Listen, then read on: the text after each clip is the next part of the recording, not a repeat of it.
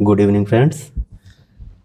हमारे बीच काफ़ी लंबा समय बीत गया और आज हम जो है आपके सामने अशोक के मुख्य शिलालेखों का शिलालेख संख्या 6 जो कि गिरनार संस्करण का है, आज हम उसको आपको बताएंगे। क्योंकि अभिलेख काफ़ी बड़ा है इसलिए हम सीधे अनुवाद पर आते हैं। आप चाहें तो इनको पढ़ सकते हैं। देवना प्रिय प्रियदर्शी राजा हे वा आह अतिक्रांत अनंतर। तो अगर आप पढ़ना चाहें तो इसको पढ़ सकते हैं, लेकिन थोड़ा लंबा हो जाएगा, इस कारण हम सीधे सीधे अनुवाद पर आते हैं। तो अनुवाद इसका देखिए, बहुत ही अच्छा अनुवाद है। देवों का प्रिय प्रियदर्शी राजा इस प्रकार कहता है, बहुत काल बीत गया, पहले सब काल में अर्थ कर्म, जिसमें राजकार्य और शासन संबंधी कार्य व प्रतिवेदना, प्रजा की पुकार अथवा अन्य सरकारी काम का निवेदन, सूचना या खबर नहीं होती थी। यानी कोई भी सूचना अशोक को सीधे या राजा के पास सीधे नहीं पहुंच पाती थी। जो बीच के लोग थे, शायद वो या कुछ और कारणों से विलंब हो जाता था। तो अशोक कहता है, सो मेरे द्वारा ऐसा किया गया सब काल में भोजन करते हुए। अवरोधन का मतलब होता है अंतःपुर, यानी जब राजा अपनी रानी के पास है तब भी। गर्भागार, व्रज मतलब पशुपालन, जहाँ पे पशुशाला है, जहाँ पे पशु पाले जाते हैं, रखे जाते हैं, वहाँ पर है। विनीत का मतलब व्यायामशाला, पालकी और उद्यान में होते हुए मुझे सर्वत्र प्रतिवेदक, यानी जो लोग रिपोर्टर हैं, जो सूचना को लाते हैं, निवेदक उपस्थित होकर जन, यानी जो प्रजा है वो जन के अर्थ शासन संबंधी कार्य का प्रतिवेदन करें। यानी प्रजा को कोई परेशानी है तो उसकी सूचना मुझे तुरंत दी जाए। मैं सर्वत्र जन मतलब जनता या प्रजा का अर्थ शासन संबंधी कार्य करता हूँ, करता रहूंगा और करूंगा। जो कुछ भी मैं मुख से यानी मौखिक रूप से दापक अथवा श्रावक, दान या घोषणा के लिए आज्ञा देता हूँ, अथवा पुनः महामात्रों पर अत्यंत आवश्यकता पर जो अधिकार या कार्यभार आरोपित होता है, दिया जाता है, उस अर्थ या शासन संबंधी कार्य के लिए परिषद से विवाद या पुनर्विचार होने पर बिना विलंब के मुझे सर्वत्र सब काल में प्रतिवेदन या निवेदन किया जाए। मेरे द्वारा ऐसी आज्ञा दी गई।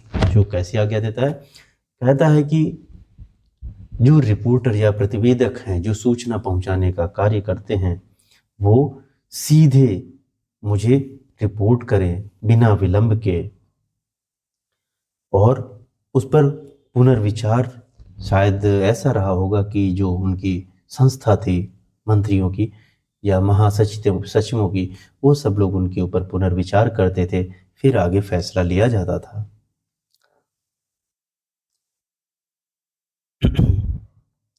मुझे वस्तुतः उत्थान और अर्थ संतरण राज शासन रूपी नदी को अच्छी तरह तैर कर पार करने में संतोष नहीं है। सर्वलोक हित वस्तुतः मेरे द्वारा कर्तव्य माना गया है। यानी अशोक कहता है कि सर्वलोक हित ही मेरा कर्तव्य है।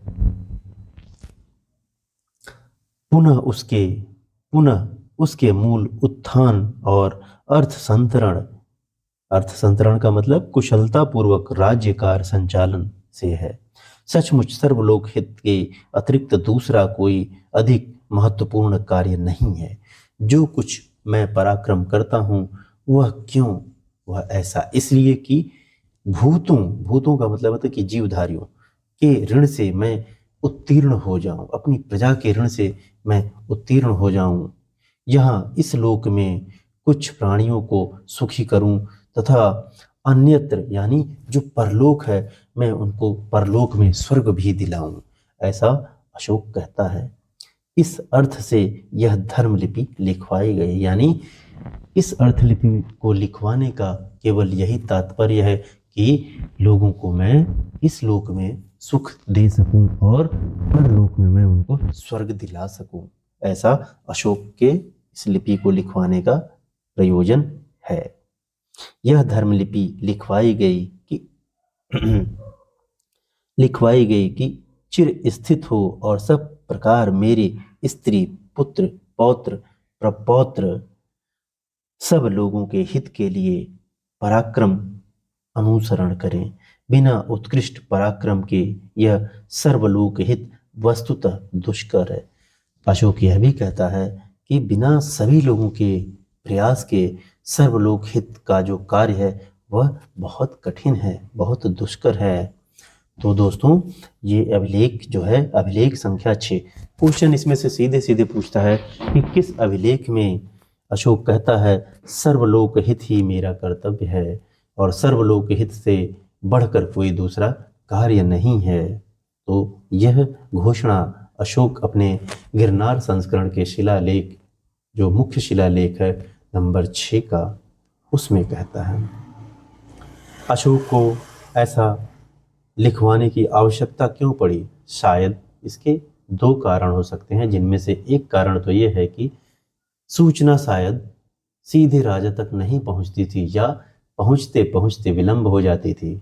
इस कारण अशोक को ऐसा अनुभव हुआ कि मेरी प्रजा को अगर कोई कष्ट है तो वह मुझे सीधे डायरेक्ट बिना किसी मीडिएटर के भी अपनी सूचना मेरे तक पहुंच जाए, जिसको बीच में कोई फिल्टर ना हो और सूचना या जो परेशानी है जनता की वह मुझ तक पहुंचे, चाहे मैं अंतःपुर में ही क्यों ना हूँ, व्यायामशाला में क्यों ना रहूँ, या मैं ब्रज में यानी पशुशाला में क्यों ना रहूँ, कहीं पे भी रहूँ मुझे सूचना मिलनी चाहिए। ठीक है, तो एक तो कारण यह हुआ। दूसरा कारण यह कि राजा द्वारा महामात्रों अथवा अन्य लोगों को दिया गया मौखिक आदेश दान की घोषणा अन्यतम यानी फाइनल नहीं समझी जाती थी जब तक कि उस पर परिषद का विचार विवाद न हो।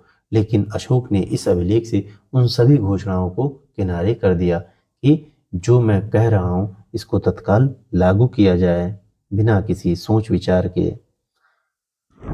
इस अभिलेख के लास्ट में उत्तरांश में अशोक ने सर्वलोक हित की बात कही है और कहा है कि इसको कुशलता पूर्वक राज्य संचालन और उसके प्रयत्न को सबसे बड़ा कर्तव्य बताया गया है कि सर्वलोक हित कार्य ही सबसे महत्वपूर्ण कार्य है। इससे फायदा क्या है? इससे हमारी जनता हमारे राज्य में सुखी हो जाएगी और जब दूसरे लोक में जाएगी मृत्यु के उपरांत तब वहां पर उसको स्वर्ग की भी प्राप्ति होगी। इस कारण यह अभिलेख संख्या 6 बहुत महत्वपूर्ण हो जाता है। राज्य का जो शासन का सिद्धांत है कल्याणकारी सर्वहित लोक कल्याणकारी राज्य, वह आज से 2500 साल पहले अशोक के अभिलेखों में दिखाई देता है। तो यह भी एक बहुत महत्वपूर्ण बात है। जो दार्शनिक अरस्तु, प्लेटो, सार्कटीज जिस तरीके की बातें करते हैं सर्वलोकहित और कल्याणकारी राज्य की, तो ये भी अशोक भी हमारे देश में उनसे कम नहीं है। ओके दोस्तों, थैंक यू। आप लोग इसको जरूर 2 बार रीड करिएगा ताकि आपको अच्छे से समझ में आ जाए।